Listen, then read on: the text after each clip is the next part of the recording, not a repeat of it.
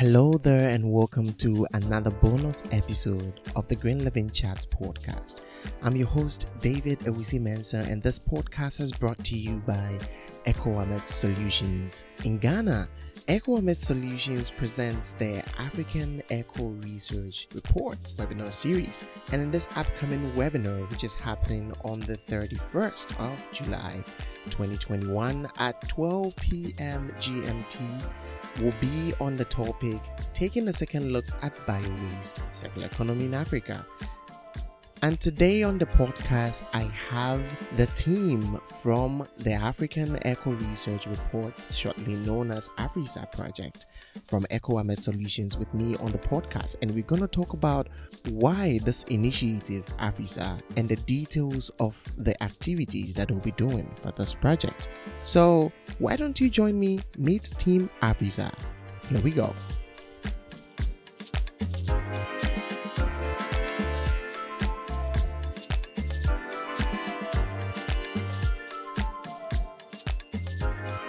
Hello, Team AFRICER. Thank you so much for joining me on the Green Living Chats, and I'm looking forward to having a very interesting conversation with you all. And before we get into the conversation today, I would like you to introduce yourself to our listeners. So I will start with Anderson. Would you like to tell us a little bit about yourself? Thank you, David. My name is Anderson Isua.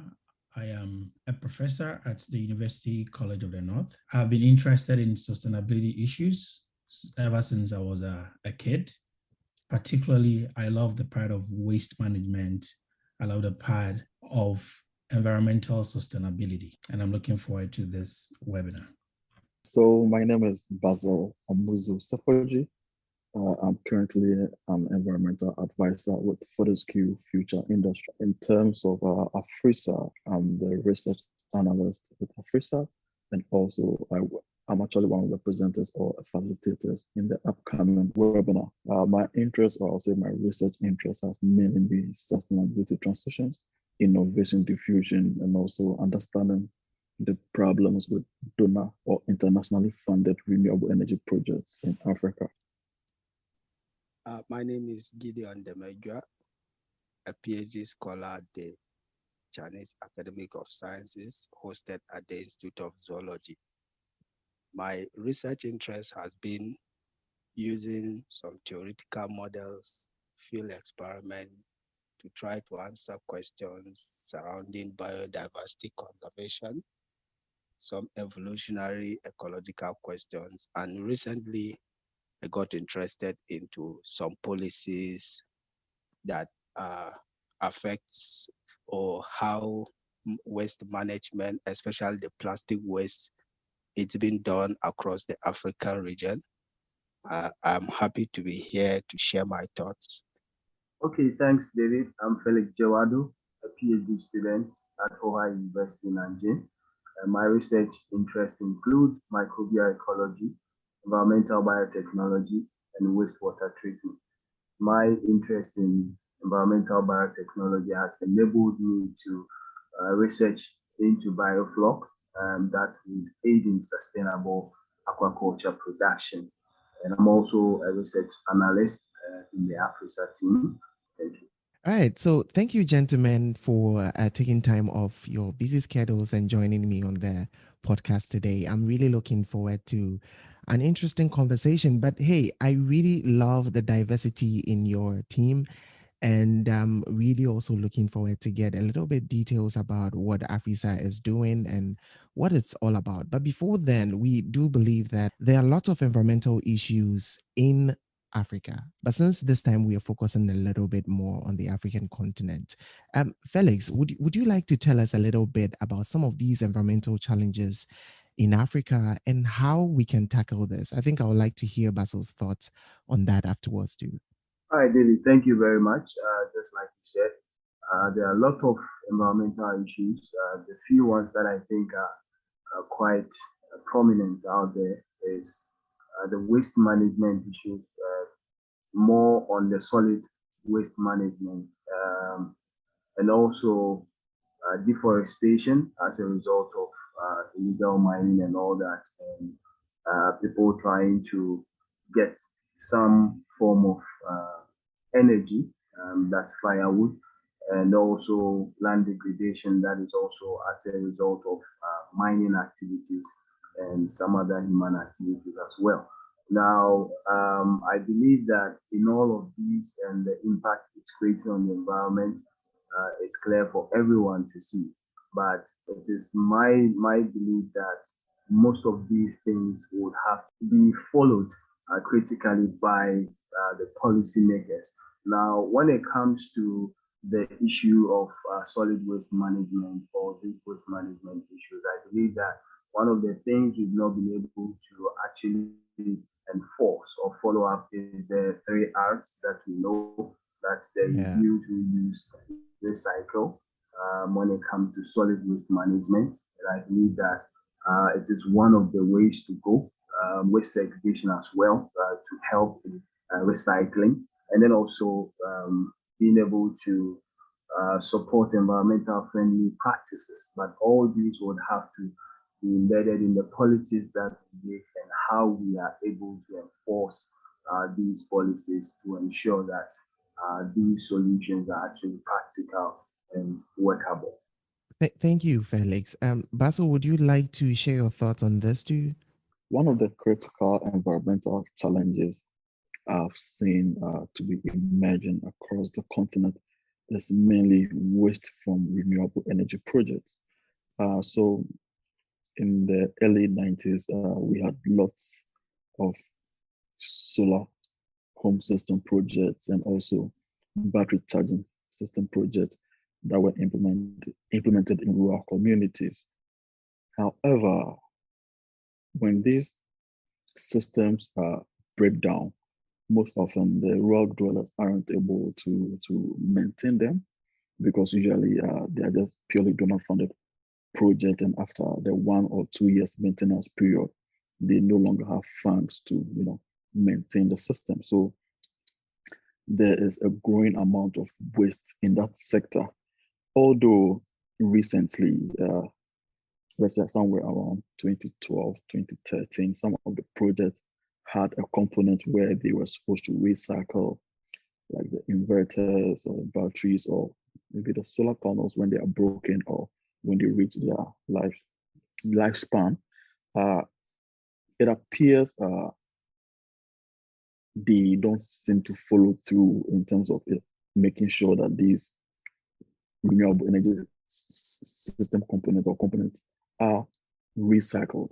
So with time, or it won't be long, we are going to have a big problem when it comes to the managing the waste from this particular industry, that's the renewable energy industry. And I'm sure we've already seen that in Germany and if not China when it comes to waste from wind farms. All right.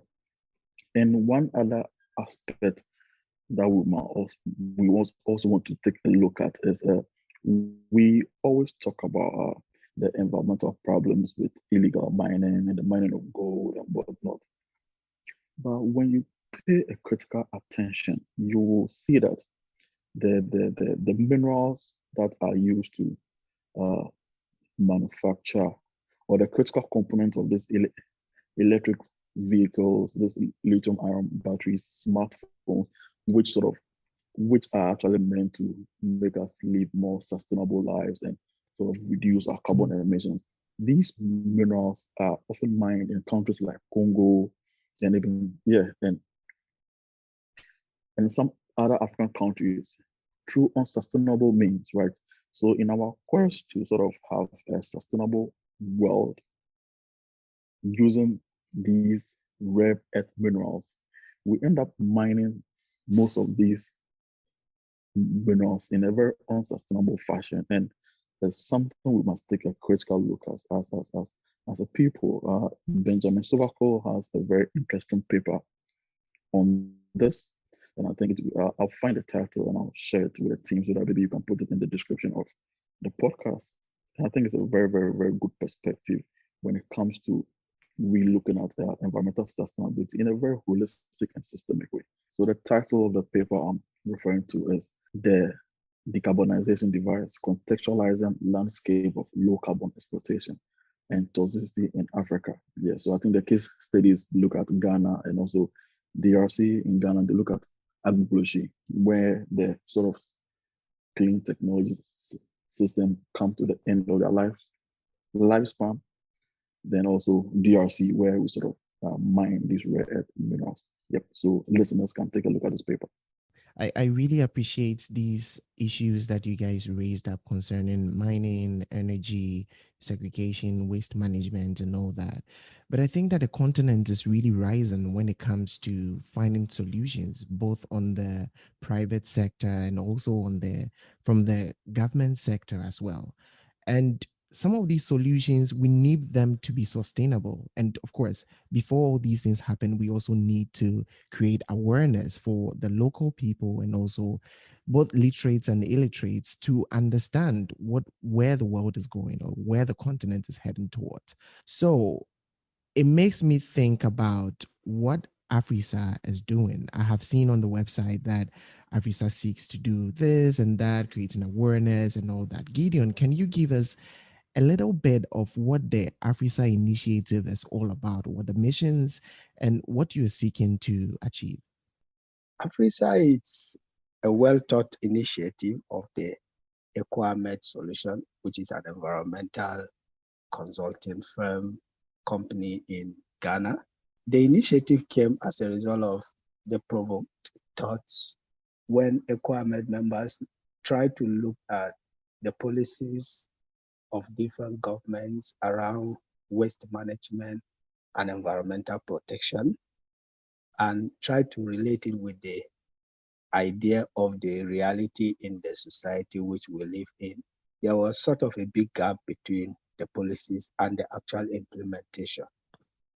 So in trying to bridge that gap, because since the policy was aimed at bringing more protection to the environment and having sustainability as a result of proper management of waste, AFRICER took it upon themselves in collaboration with the Eco Amet to at first try to create the awareness of how these policies can be of use to sustainability and also how it will be of benefit to everyone who is involved, not only the government, but individuals can take up projects that involves recycling or sort of properly managing the waste through maybe composting of bio waste to try to see how we can all gear up towards the green economy that the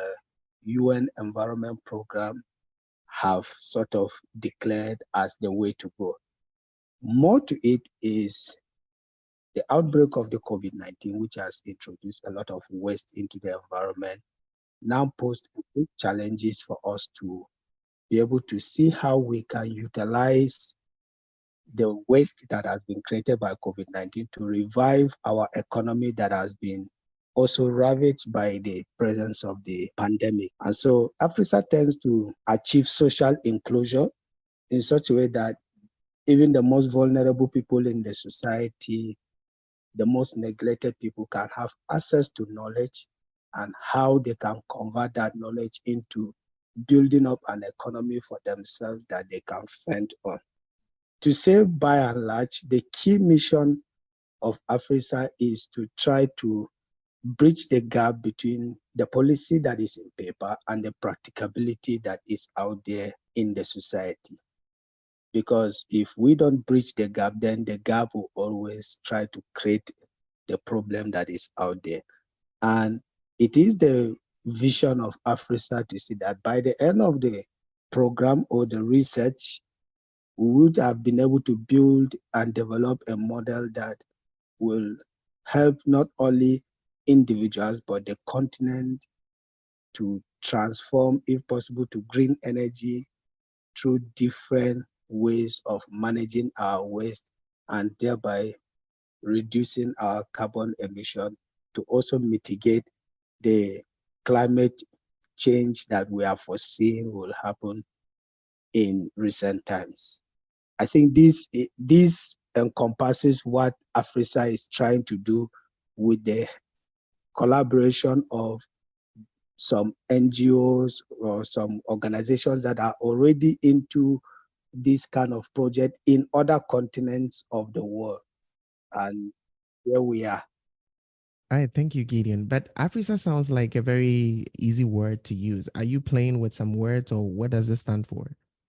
AFRICER stands for Africa Eco Research Reports, trying to cover the African continent, but we are basically into issues that has to do with sustainability and environmental protection, more into waste management, and then trying to write a background report that can help in giving the knowledge that I had just described in my response. Thank you, Gideon. I think this sounds like a very perfect idea for me. And I hope that this is going to educate a lot of people on the continent, especially so that people, especially the youth, can also engage in some of these educative programs and also initiate, these kind of projects in circular economy and to contribute to sustainability. So in terms of the projects that you're doing, or probably some of the upcoming programs and workshops, or other things that you have put in place, I would like to engage Anderson for a while. Can you introduce us to some of the projects or probably webinars that are upcoming in this AFRICER project? Thank you, David. So I'll touch base on some of the webinars that will be coming up, and I'll zoom in specifically to this one. We have a webinar on plastic waste management in Africa. And as we all know, plastic waste is one of the biggest environmental challenges of our time. Management really needs to be in a way that it deals with the problem holistically, talking from producers all the way down to consumers. We all have a stake in helping manage plastics waste very well in various places that we do find them. So that is going to be a webinar that AFRICER will be organizing soon. There's another one that is on green technologies to reduce carbon emission and climate change across Africa. I think when Gideon was talking, he mentioned issues with climate change on the continent, which is something that really needs to be dealt with. We look at climate change's impact on farmers. We look at the impact on fishermen. We look on the impact on so many other areas or sectors of the economy, even talking about clean air and all of that.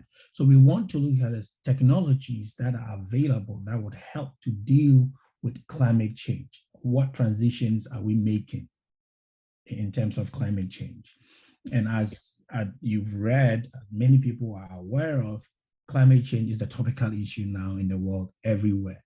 And in fact, when we look at the adaptation strategies and mitigation strategies, there needs to be more education on that.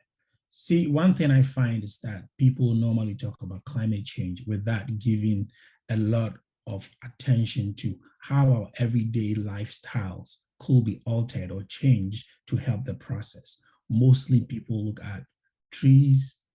I'm not saying tree planting is not a good thing, but what is in our lifestyles? What do we do that we can change from to help deal with climate change? So that's going to be another interesting webinar that AFRICER will be organizing.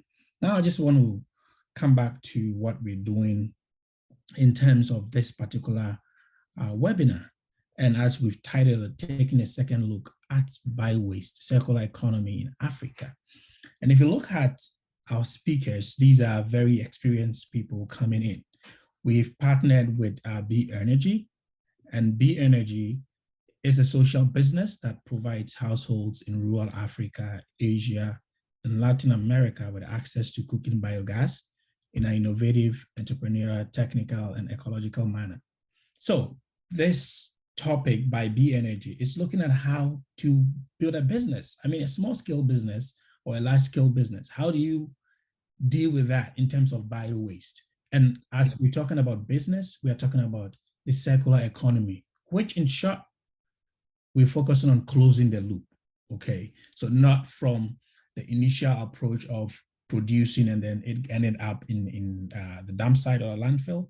But we are looking at how to prevent it from getting to the landfill first, right? And then creating a business out of it. So that is what we are looking at in this webinar. And the second topic, I've already touched on that, is getting the waste or preventing the waste from going to the landfills already. So if you can just do a little analysis here, you see that we're talking about one thing. How do you divert it? How do you make sure that it's not going to the landfill? And then the second part is taking that into a business, or taking and using that in a business form. So we talk about business and we know there's money and all that in there. The way we have designed this webinar is such a way that it's going to be extremely interactive. So it's not going to be one of the webinars where people just sit and listen. We would like to hear from people who are in the field. We would like to hear from students what they think. And our speakers would be interacting with people in various groups, breakout rooms that we would have to hear what people would have to say.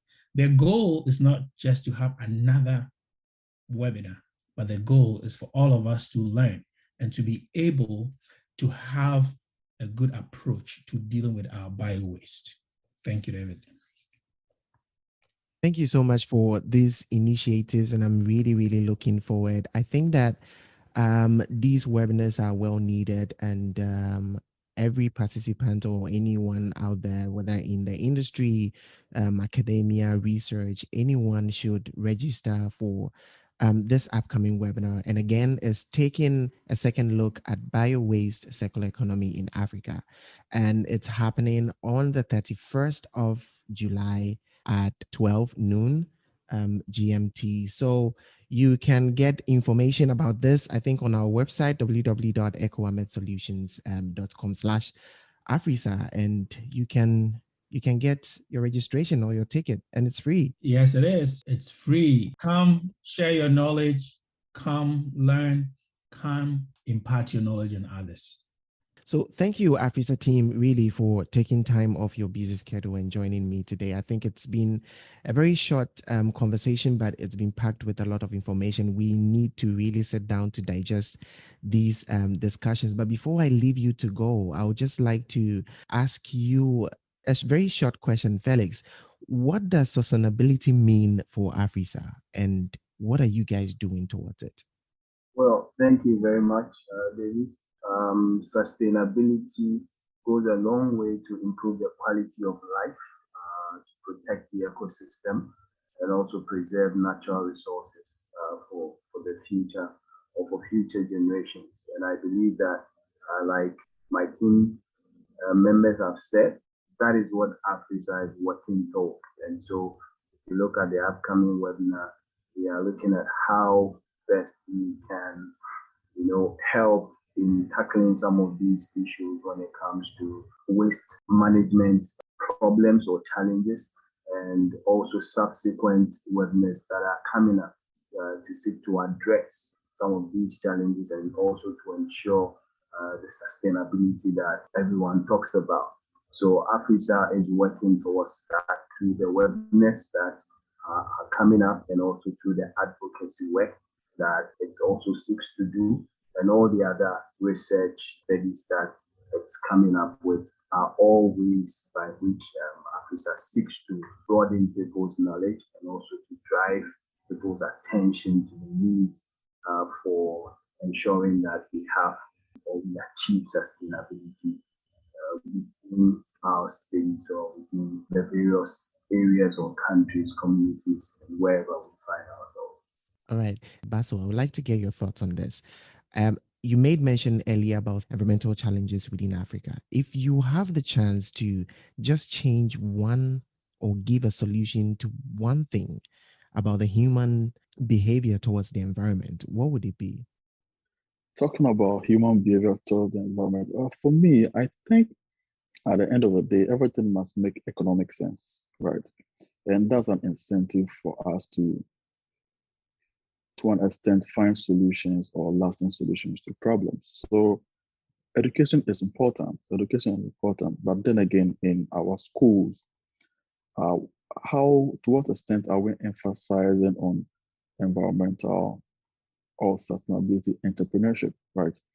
If we are able to place significant emphasis on sort of teaching people how to come up with business model or good business models that can help solve some of these problems, that's a very good start. And I strongly believe that that would take us a very, very, very long way. Yeah, so for me, I strongly believe that we must take a critical look at environmental entrepreneurship or sustainability entrepreneurship in our schools. Yes, for me, I think that's one critical point or angle that we have to take a look at it from. Yep. Thank you guys so much for joining me today on the Green Living Chats podcast, and all the details to the webinars, the registration, and even the details to get in touch with these team members from AFRICER project and the Eco Amet Solutions will be in the show notes. So just get in touch with them via LinkedIn or their social media platforms, and interact and share knowledge on things that are really important when it comes to circular economy on the continent. And I would like to ask Anderson, do you have any advocacy message or any last words you would like to share before I let you guys go back to your activities? Well, I would like to say that we should all see sustainability as a collective responsibility. It's not just about those in academia, just about researchers who should be working towards it. Every one of us needs to make sure that we are working towards sustainability. And that is the reason why these webinars are very important for us to learn, to interact, and do our best to find strategies and solutions to the challenges that we are facing in the world currently. So I entreat everybody to take issues of sustainability, whether it is environmental sustainability, social sustainability, cultural sustainability, or economic sustainability, very, very important, and do their own bit to help achieve those goals. Thank you so much, Anderson, and thank you so much, team Felix, Anderson, Gideon, and Basil for joining me today. And I hope to see you on the 31st. See you there, David. Yeah, right. See you there, David. Thank you, guys. Have a good day. So there you have it. Visit our website, www.ecoametsolutions.com/AFRICER project, or check the links in the show notes for details. You can also register for this webinar, taking a second look at bio-waste circular economy in Africa, which is happening on 31st of July 2021 at 12 p.m. GMT. See you there at this webinar, but don't forget to give us a star rating on the Green Living Chat podcast. Follow the podcast updates on LinkedIn, Instagram, Facebook, and also on YouTube.